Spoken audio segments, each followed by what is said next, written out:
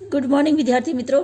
कक्षा 12 विषय भूगोल पाठ 13 भौगोलिक जानकारी के विश्लेषण एवं मानचित्र निर्माण में कंप्यूटर का उपयोग, यह हमारा आखिरी पाठ है।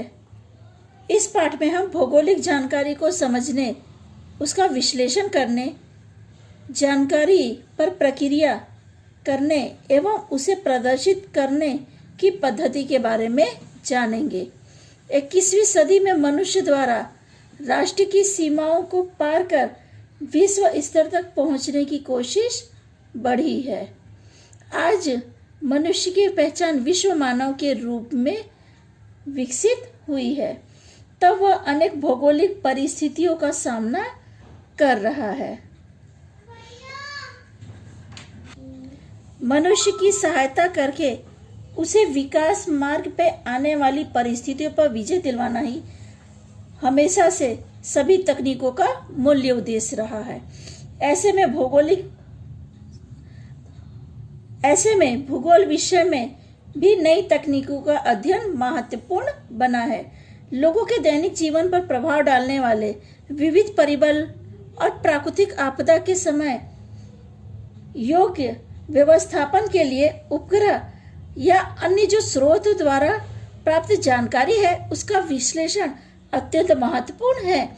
आज हम देखते हैं कि कोई भी आपदा आने से पहले उसकी जानकारी हमें प्राप्त हो जाती है, तो हम उसके लिए व्यवस्थापन कर सकते हैं कि उसे किस तरह से हम बच सकते हैं, या कई बार पहले से उस आपदा को रोकने के लिए कोशिश की जाती है, या लोग उस जगह को छोड़ के सुरक्षित स्थान पर प्रस्थान करते हैं।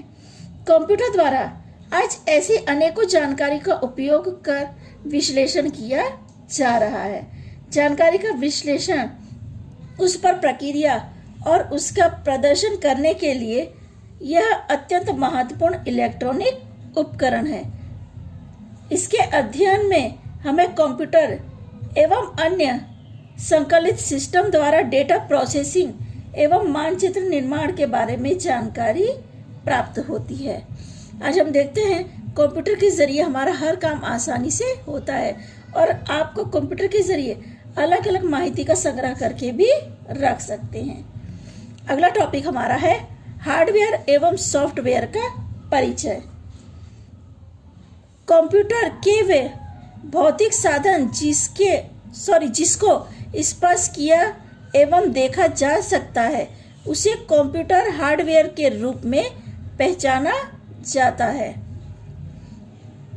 कहने का अर्थ है कि जिन साधनों को आप देख सकते हो या स्पर्श कर सकते हो, उसे हम हार्डवेयर कहते हैं। सामान्य रूप से हार्डवेयर साधनों के रूप में keyboard, mouse, monitor, printer, processing unit, pen drive आदि का उपयोग होता है। इन सभी साधनों को हम छू सकते हैं और स्पर्श कर सकते हैं, तो ये सभी के सभी हार्डवेयर के रूप में जाने जाते हैं। और कंप्यूटर में आए हुए प्रोग्राम जिनके द्वारा डिजिटल रूप से किसी कार्य को पूरा किया जा सकता है, उसे सॉफ्टवेयर कहते हैं। ये सॉफ्टवेयर की परिभाषा है। ऊपर हमने हार्डवेयर की परिभाषा देखी कि कंप्यूटर के वो भौतिक साधन जिसे स्पर्श किया एवं देखा जा सकता है, तो उसे हार्डवेयर कहते हैं। और कंप्यूटर के अंदर आए हुए प्रोग्राम जिनके द्वारा डिजिटल रूप से किसी कार्य को पूरा किया जा सकता है, तो उसे सॉफ्टवेयर कहते हैं। इसके उदाहरण है Microsoft office, open office, window operating system, link operating system, Mozilla Firefox आदि इसके उदाहरण है। ये सब कंप्यूटर के अंदर हैं, जिनके जरिए हम डिजिटल रूप से अपना कार्य पूरा करते हैं, तो इसकी वजह से इन्हें सॉफ्टवेयर के रूप में जाना जाता है। भूगोल से संबद्ध सॉफ्टवेयर का उपयोग करने तथा जानकारी के पृथक्करण एवं विश्लेषण में विशेष रूप से डिजिटाइजर, स्कैनर, प्लॉटर आदि हार्डवेयर साधनों का उपयोग सामान्य रूप से होता है। पहले हम डिजिटाइजर के बारे में जानेंगे। ये एक ऐसा साधन है कि इस साधन की मदद से कंप्यूटर द्वारा मानचित्र निर्माण करने के लिए आवश्यक निश्चित स्थान तथा क्षेत्र की जानकारी को अक्षांश रेखांश के संदर्भ में अक्षांशों के रूप में शामिल करने के लिए या शामिल करने में किया जाता है। दूसरा, स्कैनर। इसकी मदद से मानचित्र की छापी हुई जानकारी को कंप्यूटर में दाखिल करने के लिए उपयोग किया जाता है। इस स्कैनर के जरिए आप कोई भी माहिती को कंप्यूटर के अंदर डाल सकते हैं। तो मानचित्र की जो छाप है उसे कंप्यूटर में दाखिल करने के लिए स्कैनर का उपयोग होता है। प्लॉटर। इस साधन की सहायता से कंप्यूटर द्वारा बनाए गए मानचित्र को बहुत बड़े कद में मुद्रित किया जाता है।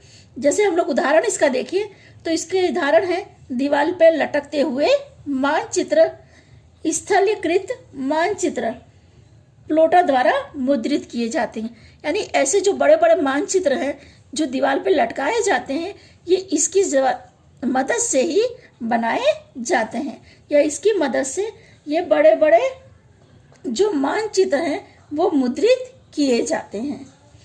भूगोल। मानचित्र बनाने तथा उसके पृथक्करण करने के लिए कई प्रकार के सॉफ्टवेयर उपलब्ध हैं। हम देखते हैं कि जैसे हम लोग मोबाइल का उपयोग करते हैं, मोबाइल में अलग अलग सॉफ्टवेयर उपलब्ध होते हैं। उसी तरह कंप्यूटर में भी मानचित्र बनाने के लिए अलग अलग सॉफ्टवेयर उपलब्ध हैं जिनका हम उपयोग करते हैं। उनमें से इमेज प्रोसेसिंग एवं मानचित्र निर्माण में उपयोग सॉफ्टवेयर के बारे में जानकारी प्राप्त करें। उपग्रह से प्राप्त होने वाली तस्वीर पर विविध प्रक्रिया करके उसमें से भौगोलिक जानकारी प्राप्त करना, ईरदास इमेज तथा इनवी जैसे सॉफ्टवेयर का उपयोग होता है। इनके जरिए जो उपग्रह द्वारा पिक्चरें या तस्वीरें भेजी जाती है, जो इमेज भेजी जाती है, उन पर विविध प्रक्रिया करके भौगोलिक जानकारी प्राप्त किया जा सकता है। मानचित्र एवं आलेख की रचना हेतु ग्रास, जीआईएस, आर्चिव, GeoMedia, gram plus plus, IGIS और SPSS। इसके अलावा SAS, ओपन ऑफिस कैल्सी, MS ऑफिस एक्सेल आदि सॉफ्टवेयर का उपयोग होता है।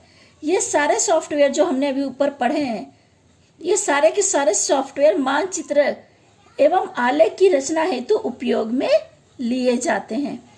इनके फुल फॉर्म आपको याद करने होंगे। जैसे SPSS, इसका फुल फॉर्म है statistical package of the social science, ये इसका फुल फॉर्म है। और SAS का फुल फॉर्म है स्टैटिस्टिकल एनालिसिस सिस्टम, ये इसका फुल फॉर्म है। ये दोनों फुल फॉर्म आपको याद करने होंगे। इसके अलावा और भी फुल फॉर्म है, वो जैसे जैसे हम पढ़ेंगे उनके बारे में जानेंगे। यानी जितनी चीज़ें अभी हमने जैसे ऊपर पढ़ी, वो सारी की सारी चीज़ें या जितने सॉफ्टवेयर हमने ऊपर पढ़े, ये सभी सॉफ्टवेयर का उपयोग मानचित्र एवं आलेख की रचना हेतु किया जाता है। आगे की चर्चा बेटा हम लोग आगे के वीडियो में करेंगे।